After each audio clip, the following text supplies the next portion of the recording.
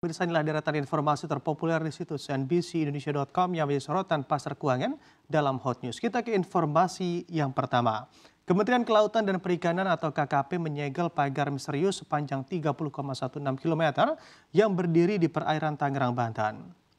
Langkah tegas ini diambil menyusul adanya instruksi dari Presiden Prabowo Subianto yang meminta agar KKP hadir dan menangani kasus yang telah meresahkan masyarakat tersebut. Direktur Jenderal Pengawasan Sumber Daya Kelautan dan Perikanan KKP, Pung Nugroho menyatakan penyegelan dilakukan setelah pihaknya memastikan pagar tersebut dibangun tanpa izin.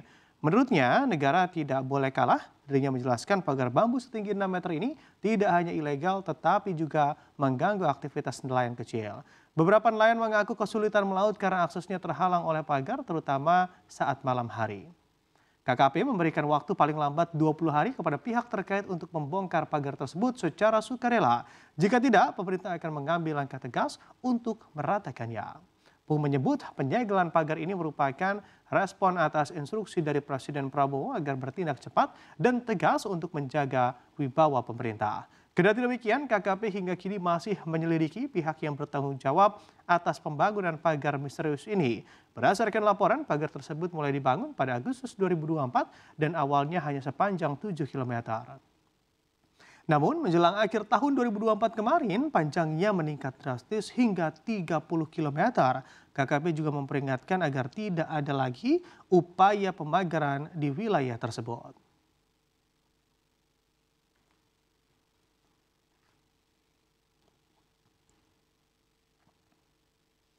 Kita bergeser ke informasi selanjutnya, di mana kelanjutan insentif motor listrik di tahun 2025 masih belum jelas sehingga menimbulkan kekhawatiran tidak berlanjut di tahun ini.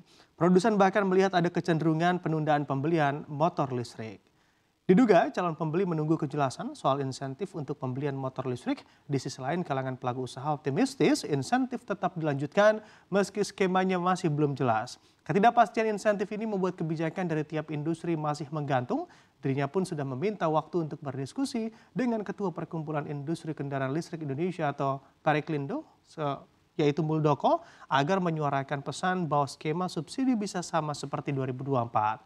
Menurut Budi, saat ini industri dengan persiapan cukup banyak bisa langsung menjual motor listrik karena sekarang barang tersebut termasuk overstock. Terutama banyak barang motor listrik dengan TKDN 40% sekarang banyak numpuk bukan hanya di industri tapi juga di dealer-dealer. Industri berharap pemerintah tetap melanjutkan insentif di mana menurutnya pemerintah sedang menggodok kebijakan terkait skema besaran berkaca pada tahun 2024 lalu semua kuota motor listrik akhirnya bisa terserap bahkan kekurangan.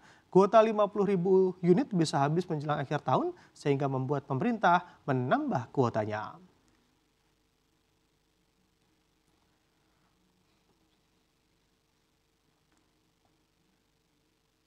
Ya, kita bergeser ke informasi selanjutnya. Meski dalam tren melemah, rupiah masih memiliki nilai yang lebih tinggi ketimbang mata uang lainnya di ASEAN, yaitu dibandingkan dengan dong Vietnam serta Kip Laos. Pada Kamis siang 9 Januari 2025, posisi nilai tukar rupiah terhadap ke-9 mata uang di ASEAN cenderung lebih murah, khususnya terhadap dolar Singapura dan dolar Brunei Darussalam, yakni masing-masing di angka Rp11.820 per dolar Singapura serta Rp11.819 per dolar Brunei. Namun berbeda halnya dengan dong Vietnam dan Kip Laos yang memiliki nilai tukar yang murah. Dengan melihat perbandingan di atas, maka jika orang Indonesia membawa uang sebanyak 10 juta rupiah ke Vietnam, maka nilainya setara 15.625.000 dong Vietnam atau 13.513.513 Kip Laos.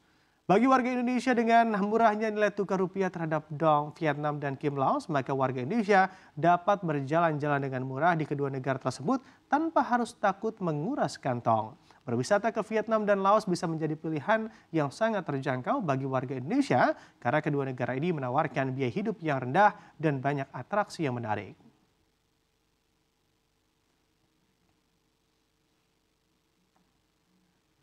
Kita bergeser lagi ke informasi selanjutnya di Hot News kali ini. Rusia menyerang kota dengan pembangkit listrik nuklir terbesar Eropa yang berada di Ukraina dengan 2 serangan udara bom berpemandu. Imbasnya 13 orang tewas dan 33 orang luka-luka. Tentara Rusia menyerang Zaporizhia, kota yang dikenal memiliki pembangkit listrik tenaga nuklir atau PLTN terbesar di Eropa. Kota di Ukraina itu mengalami 2 serangan udara menggunakan bom berpemandu pada Rabu jam 4 sore waktu setempat. Imbas dari konflik perang ini 13 orang tewas dan 33 orang luka-luka. Selain itu, beberapa gedung tinggi, fasilitas industri dan infrastruktur kota rusak parah. Dalam beberapa video diperlihatkan bagaimana korban tewas bergelimpangan di jalan. Presiden Ukraina Volodymyr Zelensky mengatakan serangan terbaru Rusia di Zaporizhia merupakan tindakan sengaja. Sebenarnya beberapa menit sebelum serangan, Gubernur daerah Ivan Fedorov telah memperingatkan adanya ancaman rudal berkecepatan tinggi dan bom luncur yang juga ditembakkan ke wilayah Zaporizhia. Moskow telah meningkatkan serangannya di Ukraina sejak awal musim dingin sebagai pembalasan atas serangan Kiev ke wilayah Rusia dengan senjata jarak jauh yang dipasok barat. Rusia dan Ukraina telah berperang sejak tahun 2022 lalu.